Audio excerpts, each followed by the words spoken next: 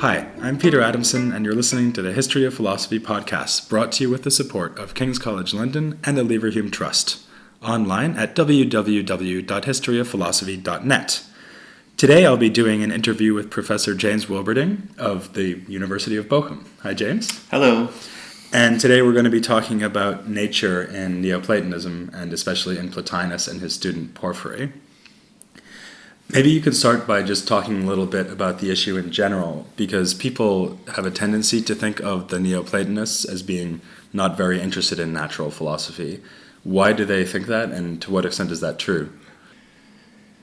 Well, maybe we should start by defining what natural philosophy actually is. And there's a lot to it, but I think we can capture the nature of natural philosophy just by saying something like it's the science of explaining motion and change in the sensible world. So that's going to encompass all sorts of things like celestial motions, elemental and elemental change, biological motions and changes, including embryology. And so this is something that, you can see Aristotle doing, you can see Plato doing, and the Neoplatonists are interested in this too. But for them, of course, they have a special sort of approach to it, which is to explain these sensible motions and sensible changes as expressions of intelligible principles, so that these forms are actually at work in the sensible world. So you're right, it's generally said that the Neoplatonists aren't interested in this sort of thing. In fact, in the big history of philosophy by Zeller, this German academic, when you get to the section where he's describing Plotinus' natural philosophy, the subtitle is Plotinus doesn't have a natural philosophy. And he even, I think at one point on a page, it even says Plotinus isn't interested in nature. Which so is just one of the shorter sections in the book. And it's outrageous, really. But there's a reason people say this sort of thing, and that is, unlike, say, Aristotle and Galen, who was also a Platonist, these were people who were doing empirical research, dissecting bodies, looking at the anatomy and drawing conclusions about that and bringing that into their philosophy. The Neoplatonists weren't doing any kind of comparable empirical research. And coupled with that is the fact that's often pointed to, the Neoplatonists were often very focused on texts and on their textual tradition.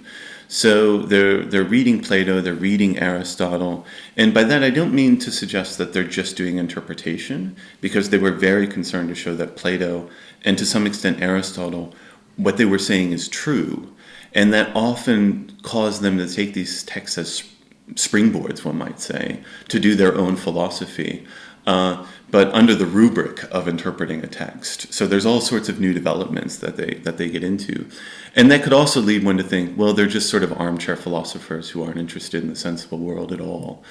And in addition to that, one might say, even though they're interested in texts, and even though Aristotle wrote all of these biological texts, the Neoplatonists don't really spend much time on these biological texts. There's no commentary on his biological treatises, and that's going to be another thing that drives people to this conclusion. But I would be quick to point out, I think, that Plotinus and the Neoplatonists are very interested in the sensible world, and you can see that, for example, in how they develop Plato's theory of forms. Right. So let's turn to Plotinus, who's usually credited with being the founder of Neoplatonism. Mm-hmm. What does he think about, first of all, the natural world as a whole? I mean, how is it set up according to him? Mm-hmm. Right, so in many ways it's very similar to Aristotle's. So you have an everlasting universe, which is a sphere, with the earth at its center.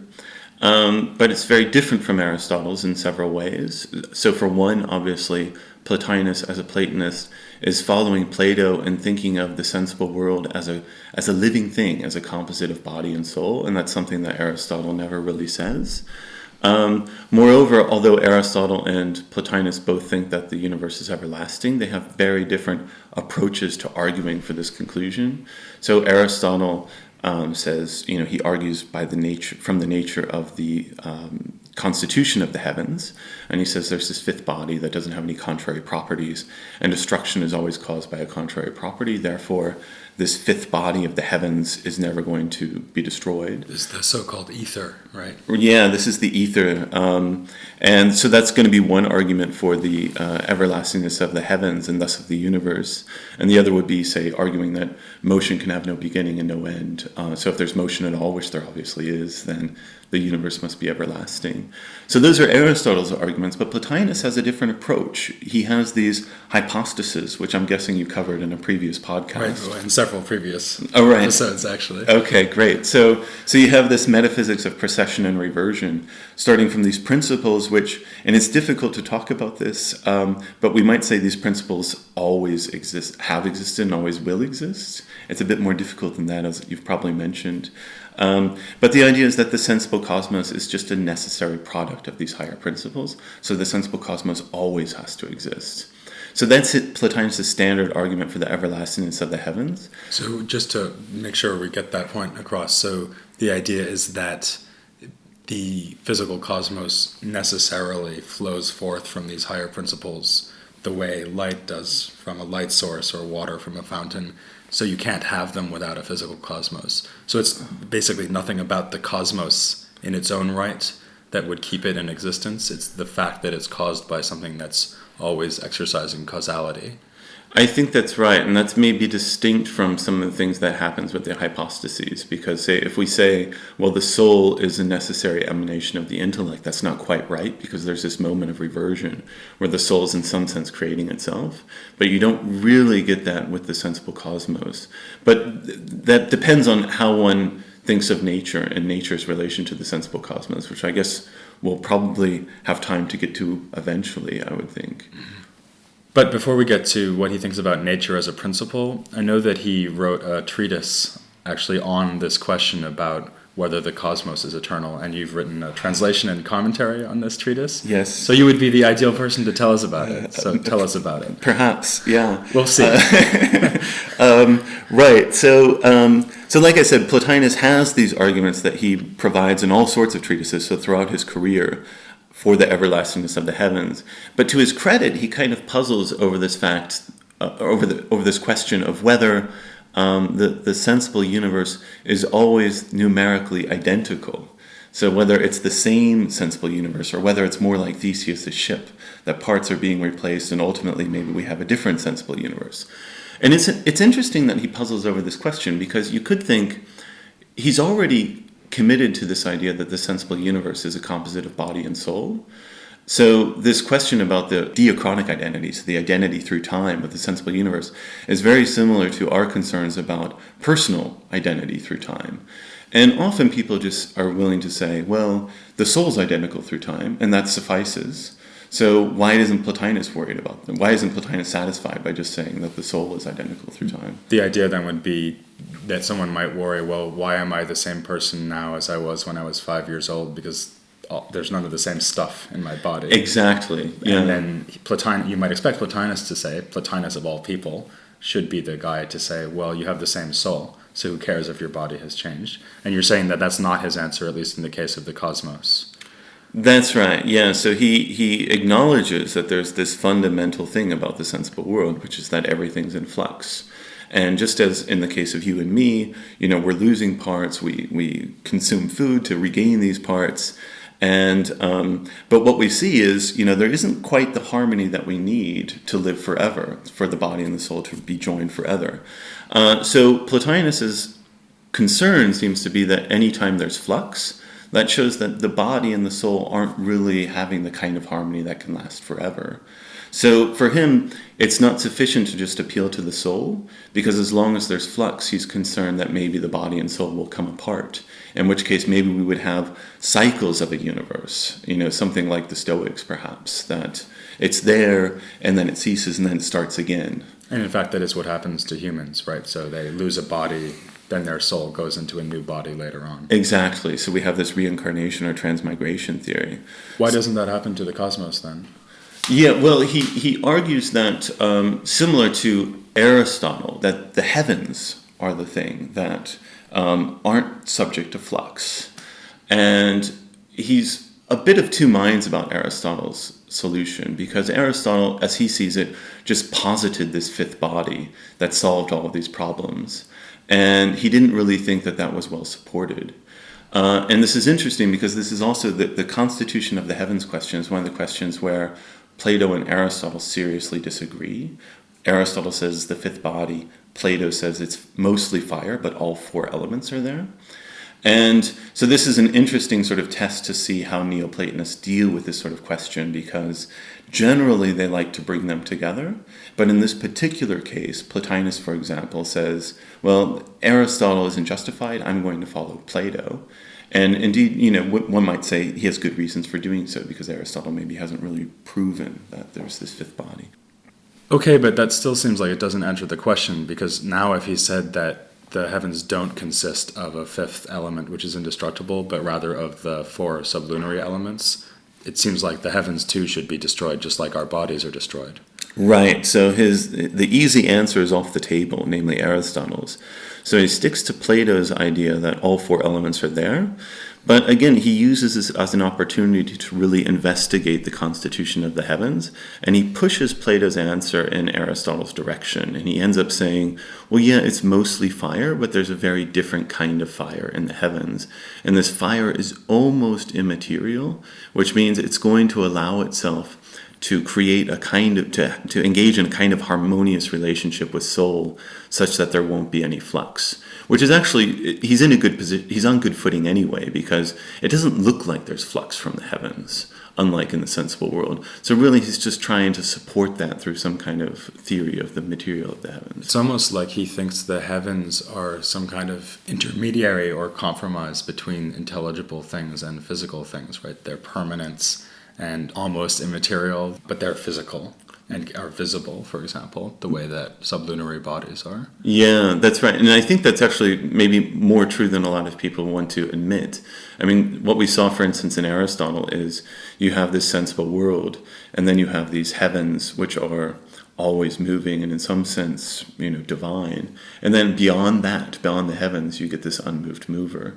And it's the same with Plotinus, actually. You have this sensible world, which is subject to flux, and then you have the heavens, which are divine in some sense. And just beyond that, you seem to get something like the intellect. Okay, so he has a good kind of physical story, we might say, about why the world is everlasting. On the other hand, he does have this world soul, and yet he also invokes nature as a principle, and in fact he wrote a whole treatise about nature. Right. What's then the relationship between the world soul and nature? Right, so the world soul is distinct from the hypostasis soul. Insofar as the hypostasis soul is completely in the intelligible world, we might say. But the world soul is engaged in the sensible world.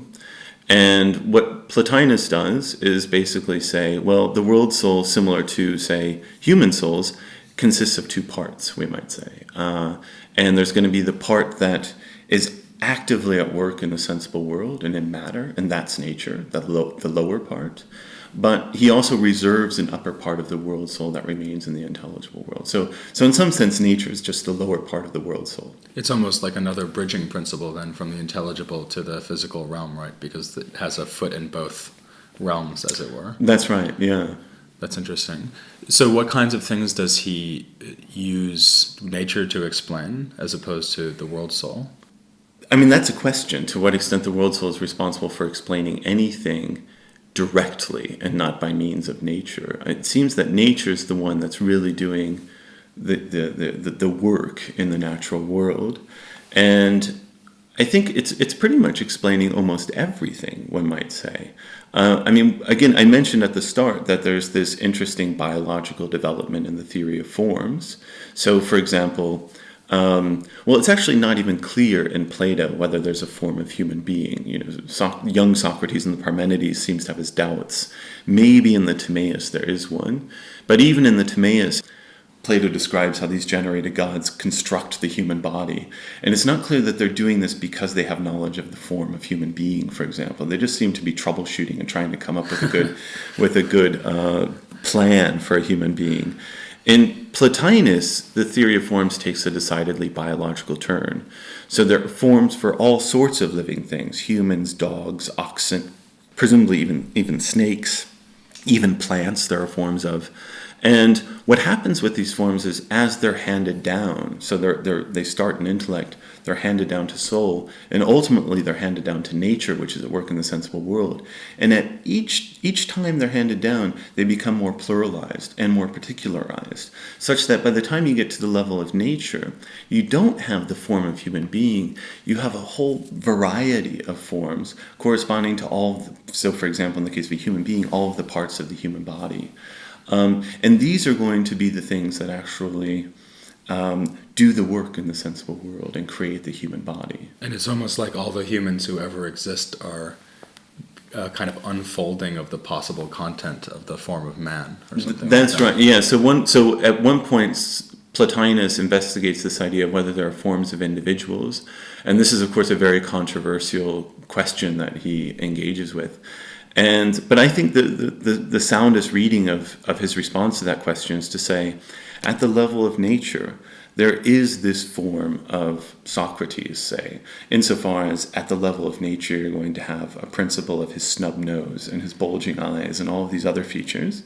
But then all of these together, even if we count all of these principles together as the form of Socrates, this is just one possibility within the form of human being.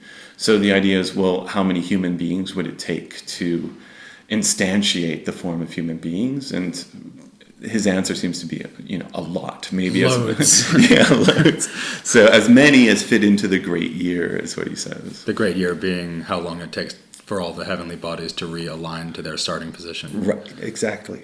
Okay, I guess one thing that's become very clear from all this then is that the Neoplatonists, or at least Plotinus, he is interested in the physical world, but he always approaches these questions about natural philosophy with the principles of his general philosophy in mind. For example, the idea that there are intermediaries between higher things and lower things, and that you have a kind of gradual emanation of multiplicity from a more unified set of principles. Mm-hmm. I want to turn now to his student Porphyry, and talk about one other text, which again you've worked on. And this is a text about embryology, in other words, the nature and generation of the human fetus. Right. And I guess this is a rather surprising thing to find a Neoplatonist working on.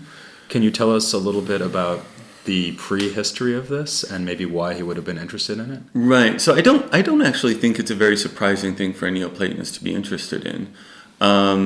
The embryology was always a topos in ancient philosophy, and you can find the very earliest philosophers working on it and the very latest philosophers working on it. I suppose one of the issues, there were a number of issues that were central, but one that maybe we could focus on is whether just the man provides a seed for the embryo, or whether both parents are, so whether there's a female seed. And there are lots of arguments on both sides, but maybe one of the strongest arguments on each side would be for the two-seed theory. If you have two seeds, you can easily explain why the offspring sometimes resembles the mother, because you have these formal principles provided by the seed. The problem with the two-seed theory, though, is if you say that the mother has a seed, then the man seems superfluous. And that's what led, that among other things, is what led Aristotle to say that there's in fact only one seed. And it's interesting because if one follows this early tradition, one can find medical philosophers and physicians always sort of asserting the two-seed theory. So Hippocrates and Galen are both on the two-seed side. But Aristotle is a strong proponent of the one-seed theory. And all of the Neoplatonists just follow Aristotle. When you say that the man would be superfluous, do you mean the woman could literally get pregnant just by herself? Or do you mean that the man wouldn't do anything to explain the presence of a human being? I think I meant in some sense the former. Of course, all that really means is that more explanation is needed as to why this female seed is not sufficient to create an offspring all by itself. Mm-hmm. So what happens then is, even with the two-seed theorists, say Galen, you get this female seed, but it's still inferior in some sense to the male seed because it can't be self-sufficient. And Porphyry goes for the one-seed theory. Right, and this is interesting, and this maybe goes back to this question that we started with, as to why people don't view Neoplatonists as actually being interested in the empirical tradition. Because not only does Porphyry follow Aristotle's one-seed theory, he doesn't even really think of this as a problem. He doesn't even investigate the two-seed theory. Unlike, say, Aristotle, who argues extensively for the one-seed theory, and unlike Galen, who argues extensively against Aristotle, Porphyry just assumes it as if it were obvious. And he doesn't really seem to engage with any texts of Galen. And he does sort of cite some Hippocrates, but not much. That's interesting. So these are very obvious things for him to have been looking at if he's thinking about embryology. Right. He just goes straight back to Aristotle the whole time. Yeah, although he's not really focusing on texts of Aristotle either. Like I said, they don't. It's not clear that they had access to all of the biological texts of Aristotle. But he does sort of take the starting point of the one-seed theory, and thus he's confronted with this problem of explaining maternal resemblance, which all one-seed theorists are. So what does he think the woman contributes to the process of forming the embryo then? Yeah, exactly. So he needs to account for maternal resemblance in some other way, and he has an ingenious way of explaining this. So basically, he sees embryology as I would put it, a kind of empirical instantiation of precession and reversion. So the emission of the seed is a form of precession, in that the father is creating an image of himself and through these form principles that are contained in the seed. But as we see with reversion, something needs to somehow come back to its source. And it can't go back to the male because the male is no longer in the picture. So it has to basically revert to the female. So what Porphyry says is that there's no female seed, but the seed reverts and, as it were, is actualized by the mother's soul. And this is what's going to account for the maternal resemblance. And what's interesting here is he has another piece of evidence on his side, which we wouldn't really perhaps today regard as a piece of evidence, but there's this phenomenon that's often called idioplasty. Have you heard of this? Only from you. And so basically the phenomenon of idioplasty is this, and this was, I should emphasize at the start, this was widely agreed to obtain in antiquity, and even way past antiquity. And maybe we should also reassure listeners that this is not true, so the prospect that you're about to hold out. Right, so don't try this at home, basically. But the view was that whatever the mother, and curiously it's only just the mother, whatever the mother is looking at, and in some cases thinking of, at the moment of conception, this will have a very visible impact on the appearance of the offspring. So Serranus gives a very unfortunate example of a mother who looked at a monkey while having intercourse and ended up with a monkey-like offspring. Oh dear. Yes. So this is, as I said, it's a phenomenon which is a very real explanandum in ancient embryology, and Porphyry seems uniquely positioned to explain it. And his explanation is, well, this just shows not only that the mother is influencing the form, the appearance of the offspring, but that she's not doing it through seed. She has to be doing it through her soul. Right. And so actually you could almost say that he's got a more feminist take on embryology than Aristotle, because he actually has the woman doing quite a lot, doesn't he? Exactly. In fact, he twice refers to the female as the demiurge of the offspring, where Aristotle had reserved that term exclusively for the male. And does he have in mind the divine craftsman of the Timaeus there, who's called the demiurge, or does he just mean that it has some kind of making function?